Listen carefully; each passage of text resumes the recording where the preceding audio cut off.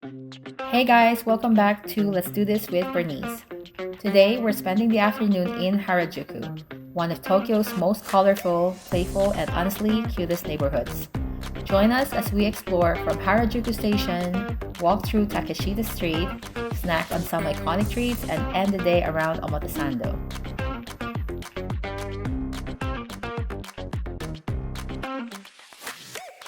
We're starting right here at Harajuku Station, and right across is Takeshita Street, which is famous for being the heart of Harajuku's youth culture.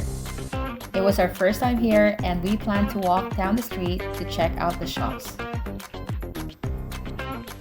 By the way, if you have more time, you may want to visit Meiji Jingu Shrine, which is just behind Harajuku Station. We actually made a separate video just for the peaceful shrine walk, and check this out.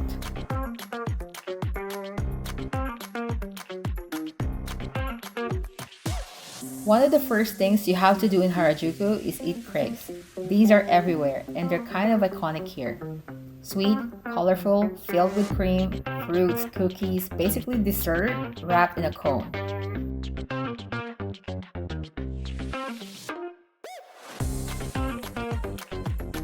We ordered strawberry cheesecake crepe, and it got a thumbs up. Next up is cotton candy, the Harajuku style. These aren't just your regular cotton candy. These are huge, flower-shaped, pastel-colored, and almost too cute to eat cotton candy. Well, almost.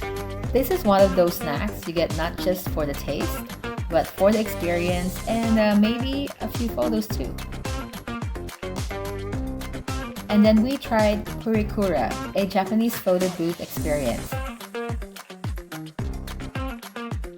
If you've never done this before, it's a must at least once.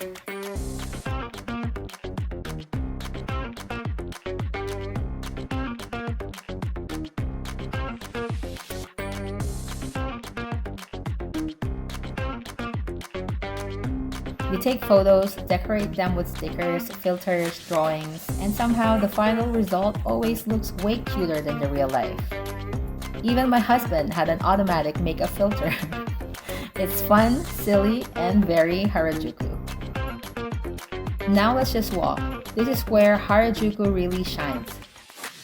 Every few steps, there's something new to look at. So shops are selling souvenirs, anime costumes, plushies, cute accessories, name it, Harajuku has it.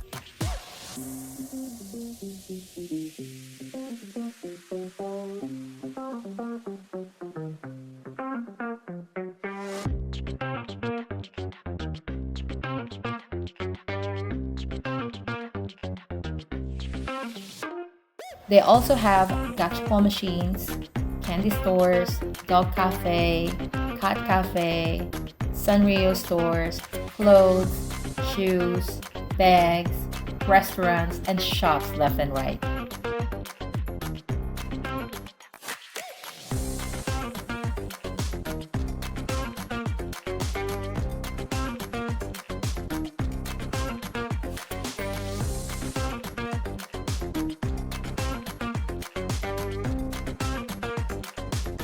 It is busy, yes, but it's really fun. You don't even need to plan. Like, there's no plan at all. All you have to do is walk, check out the different stores, and enjoy the vibe.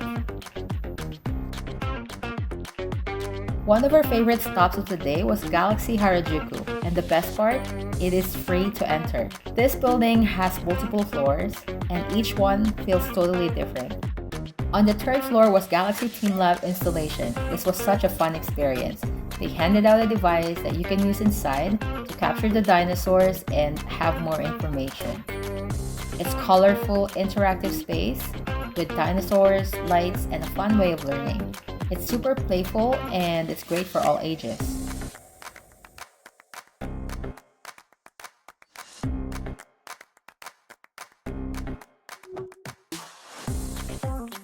Mind you guys, we visited in the summer of 2023, so things may have changed right now.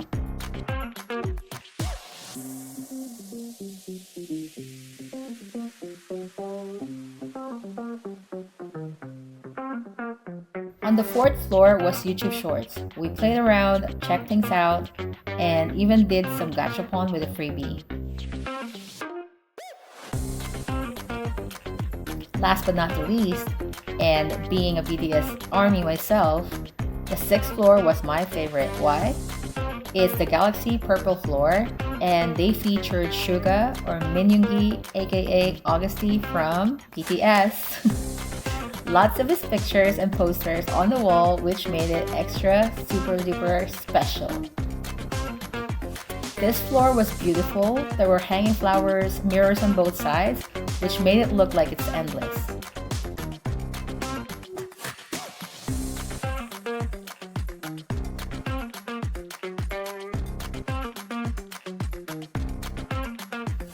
After that, we slowly made our way toward Meiji-dori Avenue and Omotesando.